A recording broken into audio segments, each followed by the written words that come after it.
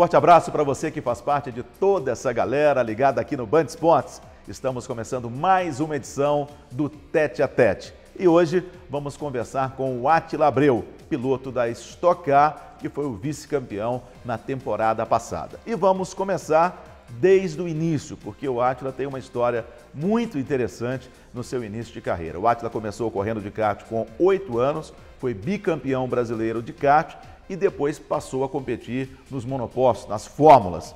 Átila, e por que você passou depois para o turismo? Primeiramente, obrigado pelo convite de estar aqui participando do seu programa. É uma honra para mim. É isso, é um prazer. E realmente acho que minha história no automobilismo ela sempre foi um pouco apressada, né? Quem pode estar assistindo aí está vendo que eu sou um pouquinho grande, fora da... 1,90? 1,90, que eu fiz tratamento para parar de crescer, né? Eu ia ter 2,3 metros. Você fez um tratamento para parar de crescer? Tomei hormônios e tudo mais. A maioria das pessoas fazem para crescer. Para crescer, o meu você foi para parar. Certo. Fiquei no meio do caminho, né? Mas foi, assim, eu comecei no kart, comecei como uma brincadeira, na verdade. O meu pai me colocou no esporte justamente, acho que para me moldar como ser humano. Acho que o esporte ensina muito. O teu pai já tinha mexido com automobilismo? Não, nunca, ninguém na minha família, tudo. E meu pai vem de uma família muito humilde, tudo, né? Então ele quis proporcionar isso para mim. Ele sempre gostou de carro, sempre teve os carros do momento ali, gostava de ter uma bela máquina. E aí me colocou no kart por acaso, porque ele tinha um jet ski. E o mecânico do jet ski preparava karts em Itu também no final de semana. E o mecânico falou, leva seu filho lá assistir uma corrida e tal. E aí eu fui no kartódromo, gostei, meu pai me colocou na escolinha. Aí comecei a brincar e aí meu pai falou, você quer competir mesmo? Quero. Aí ele foi lá e comprou meu primeiro kart. Um roda rosa que era da Bia Figueiredo, primeiro kart. E aí comecei a brincar, a treinar e aí aquilo lá realmente de final de semana começou a envolver toda a família e depois vieram vitórias, títulos e aí automaticamente aquilo que era uma brincadeira de criança começou a ficar mais sério, eu comecei a me dedicar àquilo lá e hoje virou a profissão, né? Mas aí você começou correndo de monoposto, chegou a correr na Europa, já a gente fala sobre esse capítulo, enfrentando o Vettel, enfrentando o Hamilton. E você desistiu das fórmulas, estava indo bem. Na verdade eu desisti por causa de tamanho, né? Quando eu corri na minha época do kart... Pois é, e no kart o tamanho não te atrapalhava, porque tem um peso mínimo, mas você já era mais pesado que os outros pilotos. Quando eu mudava de categoria, porque geralmente quando você mudava de categoria no kart, você ficava 2 anos, né? Você muda de categoria e fica 2 anos. Eu ficava 1 ano e meio e já mudava, porque o primeiro ano, obviamente, eu estava crescendo tudo, então o primeiro ano eu estava dentro do peso da categoria, o segundo ano eu já passava. E aí eu fazia aniversário em maio, eu mudava de categoria justamente para me adequar, ia me adaptando, no outro ano tentava disputar o campeonato. Mas aí sempre fui comendo etapas, né? E aí quando eu fiz 14 anos, eu fui competir na Europa, no campeonato europeu e mundial, fiquei em 3º lugar no europeu. E aí isso já gerou conversas para a Fórmula BMW, que no momento era a fórmula de base assim, que mais crescia, né? Já estava substituindo um pouco a Fórmula Renault. E aí quando eu fiz 15 anos, que era a idade para começar nos monopostos lá, eu já abandonei o kart aqui e fui para a Fórmula. E lá eu corri de Fórmula BMW, Fórmula 3, mas eu ao mesmo tempo... Mas você não estava confortável?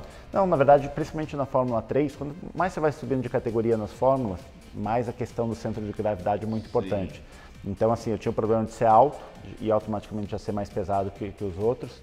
E aquilo vinha me prejudicando muito. Na Fórmula 3 eu não tinha banco, eu só fazia um apoio lateral e tive que pedir uma autorização para a FIA para fazer um furo extra no monocoque para levar o pedal mais para frente. Então assim, já começou a me complicar muito, então ficaria inviável, porque o próximo passo seria GP2 e aí quanto mais você vai subindo GP2, GP1, o centro de gravidade é pior ainda, tanto que você vê hoje os companheiros de equipe na Fórmula 1 são todos na mesma altura, mesmo peso, porque o carro é feito para o tamanho dos pilotos, né? Então é meio que aquele molde ali, se você tem um piloto de 1,90 m e o outro de 1,70 m, começa... O Just Wilson era mais ou menos da sua altura, né? Ele chegou, acho que ele tinha 1,90 m, só que ele era muito magro, né? E eu tenho estrutura óssea pesada, tudo, mas tanto que chegou e saiu, né? Não tem, assim, principalmente Fórmula 1 que trabalha no limite, era o meu objetivo, ficava inviável. Então... E você se frustrou por causa disso, Átila? Então, vou falar para você que é difícil, porque quando você é criança, garoto ali, o sonho é Fórmula 1. Tudo é Fórmula 1, Fórmula 1, Fórmula 1. E quando você está num caminho certo, correndo com o Vettel, com o Hamilton, trabalhando com as montadoras, você tem que tomar essa decisão, obviamente que frustra muito, né? Mas aí quando eu voltei para o Brasil, eu estava com 17 anos, eu tinha parado o colegial, no primeiro colegial, tudo. Então eu voltei, fui terminar os estudos, fui trabalhar na empresa da família, a gente estava com uns projetos novos e tal, e aí comecei a correr, fiquei 2 anos afastado do automobilismo. Eu preferi sair de uma vez, porque eu acho que se eu ficasse ainda, vou fazer alguma outra coisa e tal, você fica alimentando, fica aquela frustração, né? Então, sair do automobilismo, eu achei que por um tempo seria melhor. E aí o Djalma Fogaça, que é lá de Sorocaba, tal, ficou me enchendo a paciência, falou, não, você é bom, você tem que voltar a correr e tal. E aí, graças ao Djalma, eu fiz minha primeira corrida na Stock Car, só como um teste e tal. E aí quando eu fiz, o combustível voltou para a veia e tal. E aí desde então tô na Stock Car. Então agradeço ao Djalma aí por insistir tanto e me convencer a voltar. Daqui a pouquinho a gente volta aqui no Band Esportes para o segundo bloco com o Átila Abreu.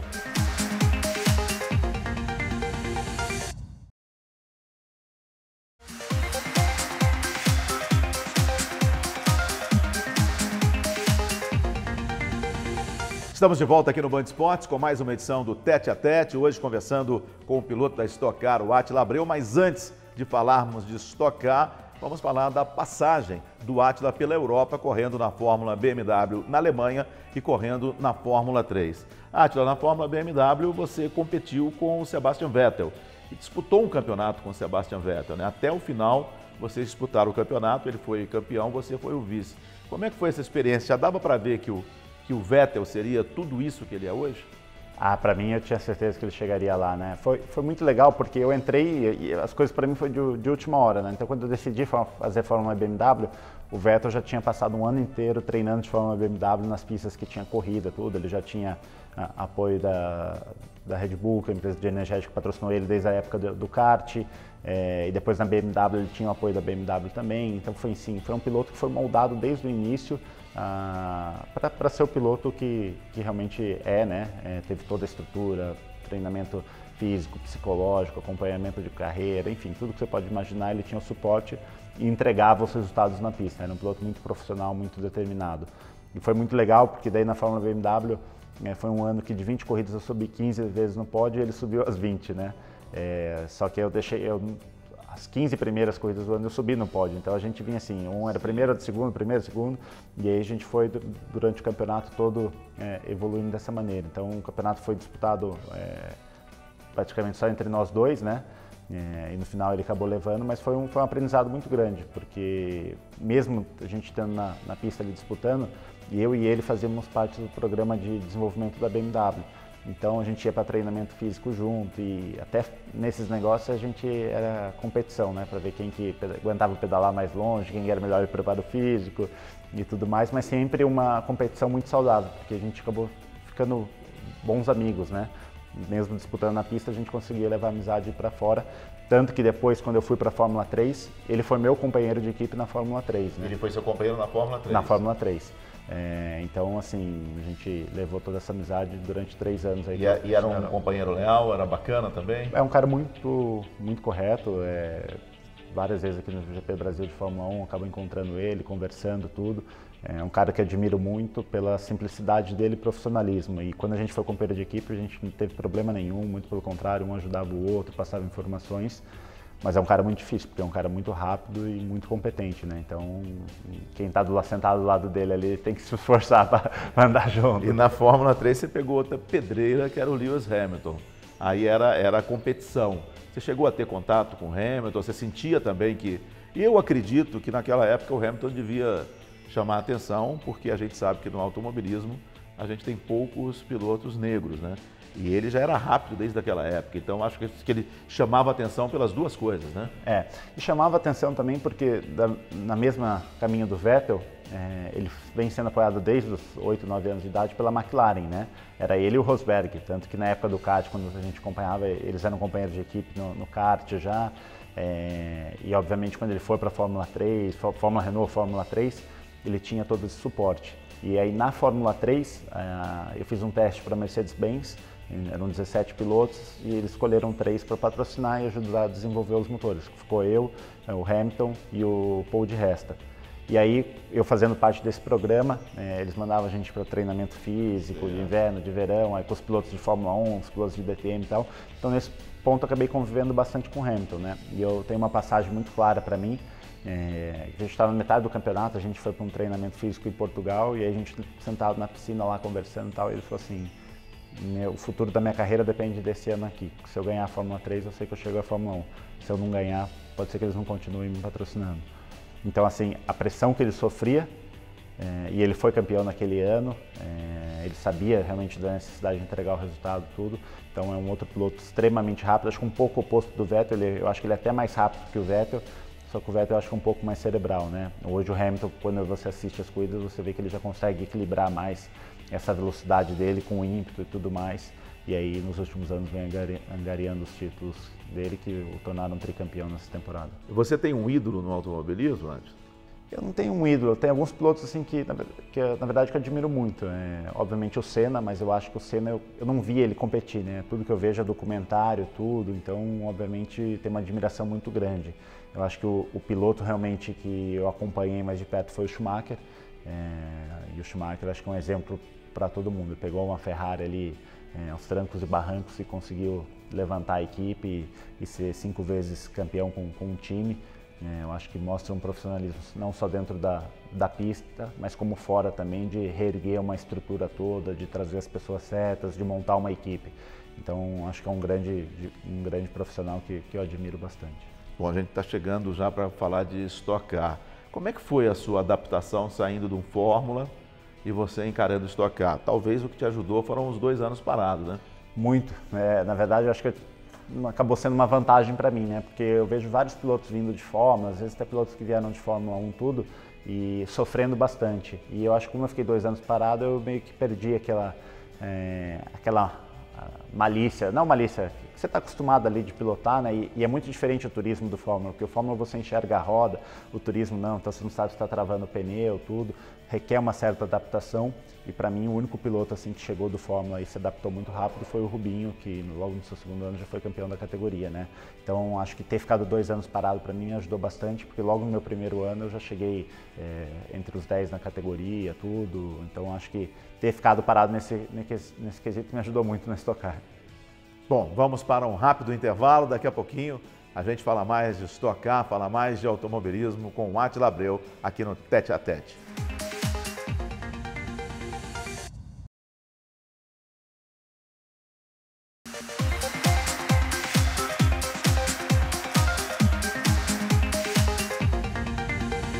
Vamos continuar acelerando aqui no Tete a Tete, hoje conversando com o piloto Átila Abreu. Átila, no ano passado você disputou o título da Stock Car até a última prova com o Rubens Barrichello. O que faltou para ficar com esse título, Átila? Acho que a gente perdeu em alguns erros nossos mesmo, dentro da equipe, em decisões que a gente tomou. Acho que foi um campeonato muito disputado. Eu não tive o carro mais rápido da temporada, mas acho que eu tive o carro mais regular. Eu larguei todas as corridas entre os 7 primeiros, eu estava sempre entre os primeiros, ali chegando perto do pódio e tal. E para um campeonato como a Stock Car, que tem 21 corridas, a regularidade é muito importante. Eu acho que é óbvio, quando você começa a olhar, naquela corrida ali a gente teve o problema que eu saí com um galão e ali eu perdi 20 pontos, 20 pontos me daria o título. Então você começa a perceber aonde você realmente largou alguns pontos importantes que poderiam te dar o título. Mas eu acho que o campeonato da Stock Car é decidido muito em quem erra menos, né? E nesse caso eu acho que o Rubinho acabou sendo mais constante do que nós e ficou com o título, um título merecido. Mas para mim a melhor recordação dessa temporada realmente foi a disputa que eu tive com ele, porque em diversos momentos, a gente liderando, eu e o Rubinho, o Kaká em terceiro no campeonato, e a gente teve pegas entre nós dentro da pista, sabe? Uma lealdade muito grande nas disputas, um respeito mútuo entre os pilotos, e foi um campeonato que eu me diverti bastante. Apesar de não levar o título, ficar triste por não ter coroado com o campeonato, eu acho que foi um dos melhores anos que eu tive dentro do automobilismo, porque eu aprendi muito e me diverti muito, né? Isso me enche de energia para buscar o título nas próximas temporadas. O campeonato acaba no próximo dia 13, em Interlagos, e você neste ano não está disputando o título. E você continua na mesma equipe. O que acontece de um ano para o outro que você não tem o mesmo desempenho do ano anterior, como é o seu caso neste ano? O caso nosso nesse ano aqui, acho que a gente gerou uma expectativa muito grande, obviamente vindo de uma temporada excelente. Talvez isso tenha nos prejudicado um pouco o excesso de confiança.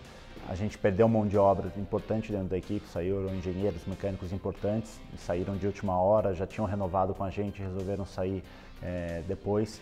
Então isso pegou um pouco a gente desprevenido, mas nada que a gente não pudesse ter corrido atrás e solucionado, né? Talvez um ponto que a gente realmente tenha sofrido muito e demorou para entender, eu acho que nessas últimas corridas aqui que eu disputei, as duas brigando pela vitória, eu acho que agora sim a gente encontrou um caminho no final da temporada, mas foi a mudança de pneu. O pneu mudou, mudou a estrutura do pneu, o composto, o tamanho do pneu, e o pneu é o coração do carro. Tudo que a gente faz em termos de acerto é justamente para a gente buscar trabalhar o pneu da melhor maneira possível. E desde que trocou o pneu, a gente não vem se ajeitando. O carro começou a quebrar porque o pneu força algumas partes do carro que não forçava antes, talvez a gente não tomava esse cuidado, tudo. Então a gente passou muito com quebras, falta de desempenho, não achava o melhor equilíbrio do carro. E agora sim, depois de trocar carro, trocamos tudo que dava possível, testando várias coisas, acho que agora a gente achou um caminho perfeito aí para voltar a brigar pelas vitórias. Então assim, são detalhes realmente, a Stock Car é uma categoria muito competitiva. Então quando você fala de milésimos, décimos, os detalhes fazem diferença e a gente passou longe dos detalhes essa temporada. Átila, o sonho de um piloto, além de vitórias e de títulos, é se tornar um piloto profissional, né? É viver do automobilismo. E hoje tem muita gente mesmo que vive disso, vive do automobilismo dentro da Stock Car. Mas por um outro lado, é aí que o ponto que eu quero chegar. Você não acha que para o jovem piloto, a Stock Car, por ser uma categoria profissional, por dar a condição do piloto se tornar um profissional, ela acomoda os jovens pilotos que poderiam ter a oportunidade de disputar uma Fórmula Indy ou uma Fórmula 1, eles acabam ficando na Stock Car e aí fazem a escolha pelo turismo e não mexem mais com Fórmula? Então, eu acho que isso é reflexo de uma estrutura que a gente tem dentro do país hoje, né? Óbvio que se você for no kart lá e perguntar para qualquer garoto que está ali começando a carreira, qual que é o sonho dele, é chegar na Fórmula 1. Só que o automobilismo é um esporte caro, porque requer muito desenvolvimento, muita compra de peças e tudo mais. Então, isso faz com que em algum determinado momento, se o piloto não tem a condição financeira para seguir a carreira, ele tenha que optar para que lado que ele vai. E a Stock Car hoje proporciona aos pilotos viver disso, ser um piloto profissional. Coisa que até um tempo atrás era muito difícil dentro do nosso automobilismo, né? A categoria vem crescendo, vem se fortalecendo, grandes pilotos que já chegaram na Fórmula 1 como Rubinho, Zonta, Pisonia, voltando para a Stock Car, fazendo carreira aqui. E é muito legal você correr no seu país, com TV aqui dentro do país, né? Cobrindo a competição, tudo, então acho que é um clima muito agradável. Essa escolha para mim dos pilotos é uma pena que tão jovens eles escolhem para Stock Car, porque eu acho que falta pilotos brasileiros no exterior, como a gente já teve algumas safras muito boas indo lá para trás. Eu acho que eu peguei o resquício do final, Felipe Nasser ali foi, acho que da minha geração ali, o último que conseguiu chegar, mas quando a gente olha hoje, quem são os pilotos que estão numa iminência de chegar à Fórmula 1? Não tem. Nenhum e nem Indy. São muito baixos. Mas isso é uma falta de cultura, de apoio ao esporte do nosso país. Você tem leis de incentivo hoje, para você conseguir o patrocínio de uma lei de incentivo, é mais difícil que conseguir o patrocínio em si, né? Sim. Você não tem a cultura das empresas mesmo patrocinarem. Acontece muito que quando o esportista, em qualquer área que seja, ele chega no topo e as empresas querem investir pela mídia dele. Mas a formação, como um Hamilton teve, como um Vettel teve, como outros pilotos teve, isso a gente não tem no nosso país. São poucas as empresas hoje que investem realmente na formação dos pilotos. Então, enquanto a gente não mudar essa mentalidade, vai ser difícil, porque ou o piloto tem uma estrutura financeira muito boa, ou não dá. E tanto o caso do Vettel e do Hamilton, ambos são pilotos que vêm de famílias muito humildes e só chegaram na Fórmula 1 porque tiveram apoio de grandes empresas no início da carreira. Caso contrário, não estariam lá, né? Então, acho que falta a gente mudar essa mentalidade. Você não pode, um país como a Alemanha, pequeno, que seja o tamanho de um estado nosso, ter tantos pilotos bons como tem, em números e em qualidade na Fórmula 1 hoje, e o Brasil hoje já vem sofrendo e não é mais aquela potência no automobilismo como já foi no passado. Eu te sigo no Instagram, eu vejo que você é um piloto muito próximo do seu patrocinador, né? Você está o tempo inteiro, o ano inteiro, com eventos junto do patrocinador. Se não for assim, não vai, né, Átila? Eu acho que não.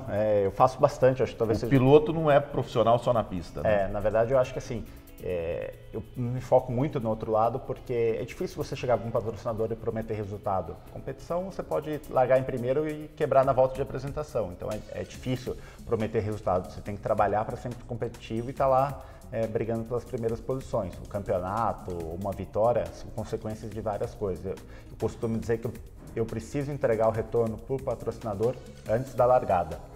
Então, quando você fala assim, eu preciso fazer eventos de relacionamento, visitar clientes dos patrocinadores, eu tenho 4 carros de exposição de Stock Car, eu faço, esse ano aqui eu vou fechar o ano com média de 80 eventos que eu fiz durante o ano, então assim, eu viajo bastante, eu acho que é muito importante ter essa preocupação e que os pilotos que aí estão querendo entrar na categoria ou buscando um patrocínio, que se preocupem muito com isso, porque é difícil você ter um patrocinador e a gente tem que entender que quem está do outro lado também precisa de um retorno, seja de imagem ou em relacionamento, né? Bom, vou fazer aqui um momento Nelson Rubens no tete a tete. O Átila... Deixa eu até mudar a posição aqui. O Átila é namorado ou noivo da Renata Fan, nossa companheira no Grupo Bandeirantes, na Band, e tem também a representação aqui no Band Esportes, né? E a Renata é uma pessoa que a gente conhece fora do microfone também, que da mesma forma que no microfone, ela fala bastante. E ela vai em muitas corridas suas. Como é que ela é? É uma curiosidade pessoal mesmo. Como é que ela é nos boxes depois de um treino, depois da corrida? Ela dá palpite também? Olha, tem que fazer isso. Como é que faz para a Renata? Como é que ela é no autódromo? Como é que faz para ela ficar quieta? Então, essa é uma coisa engraçada, porque a Renata gosta muito de futebol, é apaixonada. Se deixar, ela assiste Série B, Série C, jogo na Europa, o que der para assistir, e ela tá acompanhando, né? Então, obviamente, ela entende de futebol muito mais do que eu, e quando a gente vou dar uma opinião, ela já replica em cima e tal, e eu fico quieto porque eu não tenho argumento. E depois de a gente estar 7 anos junto, e ela vem acompanhando Stock Car, hoje ela já acha que entende de Stock Car mais do que eu também, tá? É complicado. Ela fala, para. Se achar que você entende de Stock Car mais do que eu, vai começar a complicar. Mas é o jeito dela de querer dar palpite, ela vai nas corridas, torce bastante, é fervorosa e tal. Quando a gente vai bem e tal, ela pula, abraça os mecânicos, tá ali junto com a galera, dá um incentivo e tal. Então acho que essa energia, ela é positiva.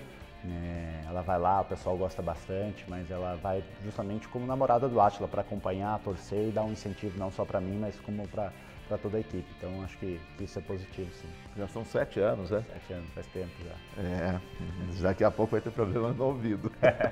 Bom, brincadeira, agora vamos voltar para falar de automobilismo. Átila, qual que é a diferença de um excelente piloto, de um piloto bom e de um piloto vencedor? Eu fiz essa pergunta para a Bia. E eu sempre tenho essa curiosidade de saber o que vocês que estão na pista pensam, porque às vezes a diferença está em 1/10 a cada corrida, ou menos que isso, né? Significa um título. Eu acho que é uma pergunta difícil, né? Porque eu acho que um bom piloto, a gente tem vários, né? Bons pilotos. Um excelente piloto é aquele piloto que consegue extrair um algo a mais do carro, que tem algumas sacadas mais afiadas ali, e às vezes tem um talento nato, né? Mas um piloto vencedor, eu acho que é um piloto que ele se completa em tudo. Ele é bom, ele é excelente, é profissional, mas ao mesmo tempo ele consegue extrair aquilo lá em vitórias, unir o time. Não adianta ser só rápido ou só ter talento, enfim, às vezes um piloto vencedor nem sempre é o mais talentoso. Nem sempre é o piloto mais rápido, mas é aquele piloto que consegue unir todas as características e transformar aquilo em resultado. Então são características diferentes e acho que é disso que faz o esporte muito interessante, porque às vezes a imprevisibilidade ela domina, né? Você vê grandes pilotos na Fórmula 1 que tem todo o sucesso, tudo, e às vezes não consegue os resultados que mereceria por performance. E às vezes você vê um piloto ali mais simples, que vai meio pelas beiradas, mas é um vencedor. Caso, para mim, é o Jason Button, foi campeão mundial de Fórmula 1, mas não acho que é o piloto mais extraordinário do grid, mas é um piloto vencedor porque conseguiu unir todas as características e está mais de 10 anos aí dentro da categoria. Então, são estilos diferentes e modos de ver diferentes, mas cada um tem sua particularidade, né? Para a gente encerrar, o automobilismo é mais frustração ou alegria? Mais frustração. Eu acho que qualquer carreira de esporte é mais frustração. Se você pegar futebol, automobilismo, qualquer outro esporte que seja, no esporte você tem que aprender a conviver muito mais com a derrota do que com a vitória. É difícil você encontrar um esportista que mais venceu do que perdeu. Mas é nas derrotas que você se fortalece E aí sim te permite, com esse aprendizado, a conquistar as vitórias. Átila, obrigado, boa sorte no próximo dia 13, na última etapa da Quero voltar mais vezes no seu programa aqui. Com certeza, vamos falar bastante. De campeão de Stock Car aqui não ia ser nada mal. Vamos lá, da próxima vez a gente traz a Renata também, aí só ela fala. Mas aí podemos deixar só uma cadeira aqui, ó, fazer um monólogo. Valeu, gente, marcamos novo encontro com o Tete a Tete na próxima semana aqui no Band Esportes. Um forte abraço e cuide-se bem.